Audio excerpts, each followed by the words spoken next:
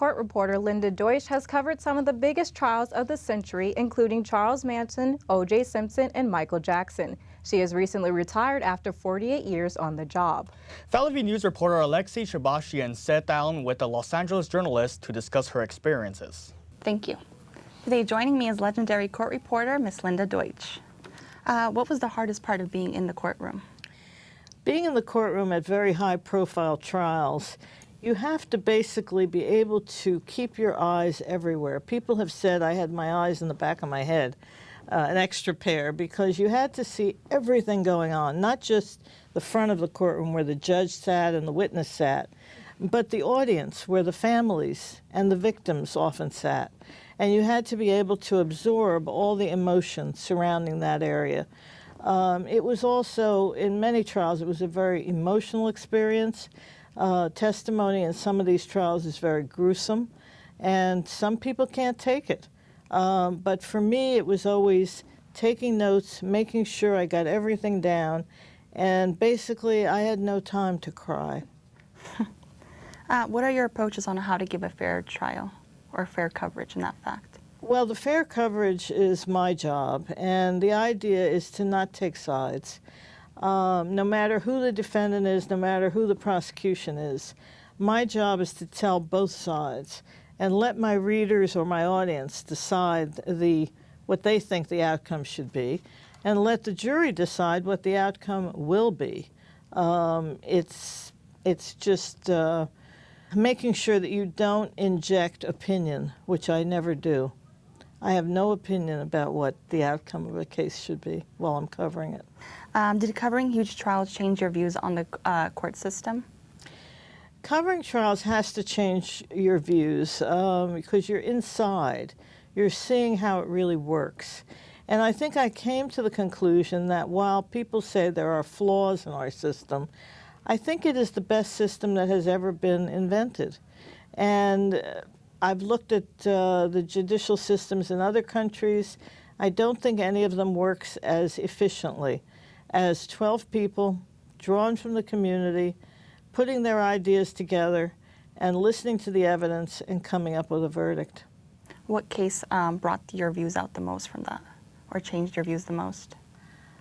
Well, I think from the very beginning, I started with very high-profile trials, the Sirhan trial, the Manson trial, the Pentagon Papers trial, the Angela Davis trial, you name it, they were all cases I covered. And people came into them with set ideas. The public had ideas about what was or wasn't going to be the outcome. And in the end, it was only up to the jury, and I realized that, and that you never knew what the jury was thinking. It was impossible to predict a verdict. And so, in the end, every verdict is a surprise. Interesting. As a female court reporter, how were you able to surpass the glass ceiling and be taken serious as a reporter? I actually had very little trouble because I was a woman. Other than being not paid equally with men, I was respected for my work, and men were actually wonderful mentors for me.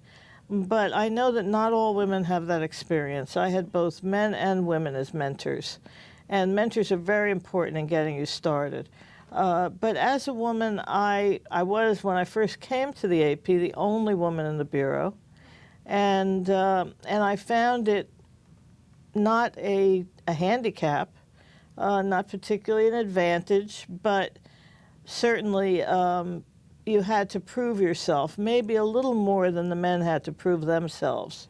But once you proved yourself and were accepted, then everybody was willing to work with me. Did you ever feel any neglect or pressure from your male reporters? No. No, I think that after a while, they all realized that we were working together. On several of the trials I've done, I've had male reporters working as my backup, and they were very helpful and very, much part of the project. We worked for the Associated Press, which is by its nature a collaborative enterprise. You always have several people working a story, and I found that I had great support from my colleagues. Now with the high usage of broadcast media. How has that affected the courtrooms? Well, the O.J. Simpson trial was the first really big trial that was covered gavel to gavel on television. And it was very controversial. And because of the way it came out, which a lot of people didn't like, the fact that O.J. was acquitted, a lot of judges no longer wanted cameras in the court. And there were a lot of fights about that. His civil trial, there were no cameras. I think the judge particularly didn't want to be known the way that Judge Ito became known.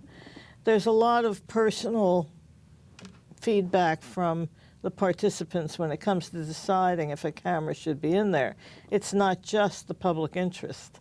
It's fine with me if you want to have a camera in the courtroom. I think it's helpful to the public. It helps educate them on the process.